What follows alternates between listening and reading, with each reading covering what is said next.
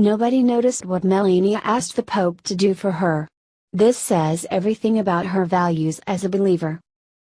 President Trump met Pope Francis at the Vatican on Wednesday, alongside the First Lady and his daughter, Iga.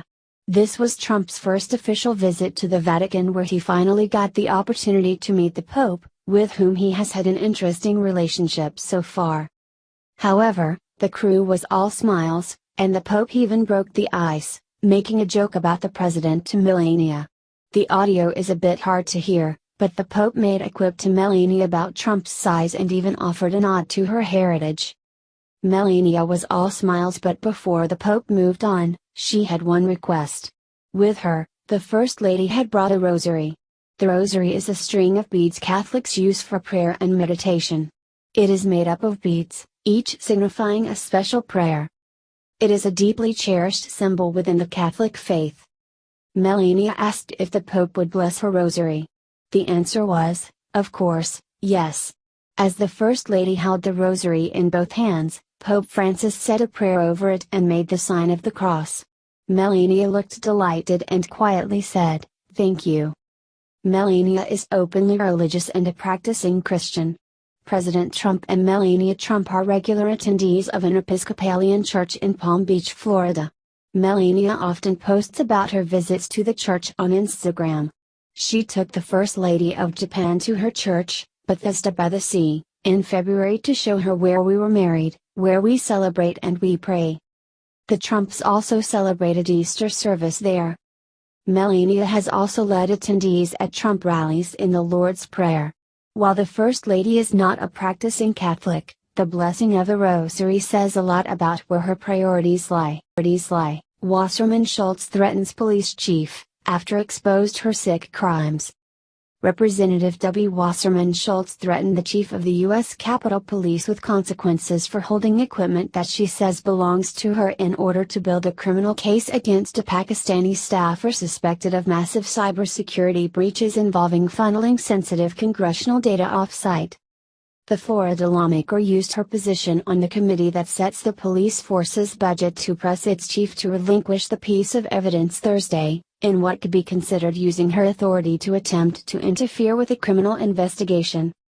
The Capitol Police and outside agencies are pursuing Imran Awan, who has run technology for the Florida lawmaker since 2005 and was banned from the House network in February on suspicion of data breaches and theft. My understanding is that the Capitol Police is not able to confiscate members' equipment when the member is not under investigation, Wasserman Schultz said in the annual police budget hearing of the House Committee on Appropriations Legislative Branch Subcommittee. "We can't return the equipment," Police Chief Matthew Arver told the Florida Democrat. "I think you're violating the rules when you conduct your business that way, and you should expect that there will be consequences," Wasserman Schultz said. As one of 8 members of the Committee on Appropriations Legislative Branch Subcommittee, Wasserman Schultz is in charge of the budget of the police force that is investigating her staffer and how he managed to extract so much money and information from members. Comments. Representative W. Wasserman Schultz threatened the chief of the U.S. Capitol Police with consequences for holding equipment that she says belongs to her in order to build a criminal case against a Pakistani staffer suspected of massive cybersecurity breaches involving funneling sensitive congressional data off-site. Sponsored by Rev Content. Unbelievable German World War II photo stuns Americans. Find out more. 65,325. The Florida lawmaker used her position on the committee that sets the police force's budget to press its chief to relinquish the piece of evidence Thursday, in what could be considered using her authority to attempt to interfere with a criminal investigation. The Capitol Police and outside agencies are pursuing Imran Awan, who has run technology for the Florida lawmaker since 2005 and was banned from the House network in February on suspicion of data breaches and theft. My understanding is that the Capitol Police is not able to confiscate members' equipment when the member is not under investigation, Wasserman Schultz said in the annual police budget hearing of the House Committee on Appropriations Legislative Branch Subcommittee. "We can't return the equipment," Police Chief Matthew Arver told the Florida Democrat. "I think you're violating the rules when you conduct your business that way, and you should expect that there will be consequences," Wasserman Schultz said. As one of 8 members of the Committee on Appropriations Legislative Branch Subcommittee, Wasserman Schultz is in charge of the budget of the police force that is investigating her staffer and how he managed to extract so much money and information from members. In a highly unusual exchange, the Florida lawmaker uses a hearing on the Capitol Police's annual budget to spend 3 minutes repeatedly trying to extract a promise from the chief that he will return a piece of evidence being used to build an active case. If a member loses equipment and it is found by your staff and identified as that member's equipment and the member is not associated with any case, it is supposed to be returned. Yes or no? She said. Police tell her it is important to an ongoing investigation, but presses for its return anyway. A federal employee with knowledge of the situation and who requested anonymity told the Daily Caller News Foundation's investigative group that as House authorities closed in on Imran Awan and his brothers, a laptop used by Imran was hidden in an unused crevice of the Rayburn House office building. Wasserman Schultz's office is in Longworth House office building, a separate structure. The laptop was later found by Capitol Police and seized because it was relevant to the criminal investigation, the source said.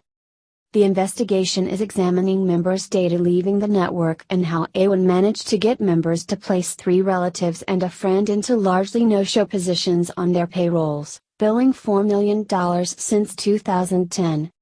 The Congresswoman characterizes the evidence as belonging to her and argues that therefore it cannot be seized unless Capitol Police tell her that she personally, as opposed to her staffer, is a target of the investigation. When the DCNF asked Wasserman Schultz Monday if it could inquire about her strong desire for the laptop, she said no, you may not. After the DCNF asked why she wouldn't want the Capitol Police to have any evidence they may need to find and punish any hackers of government information, she abruptly turned around in the middle of a stairwell and retreated back to the office from which she had come. Her spokesman, David Damiralan, then emerged to say we just don't have any comment.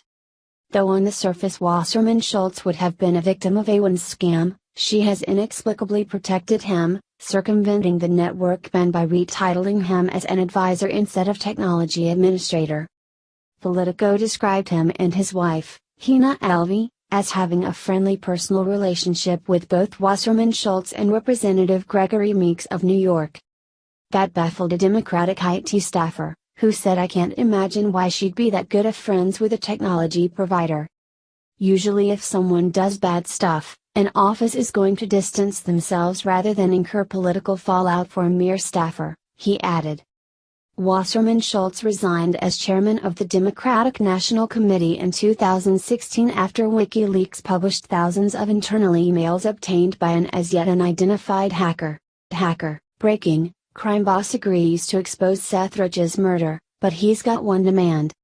Even criminals know that the Democrat Party is covering something up.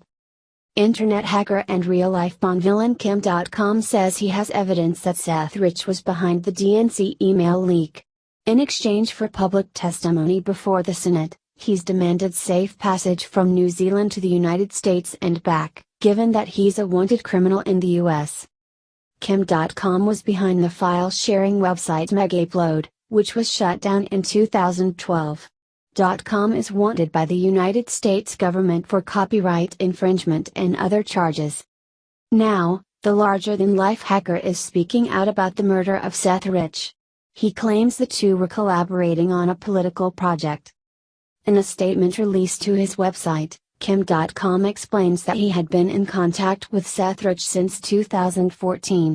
According to .com, Seth Rich contacted him to discuss the possibility of bringing the Internet Party to America.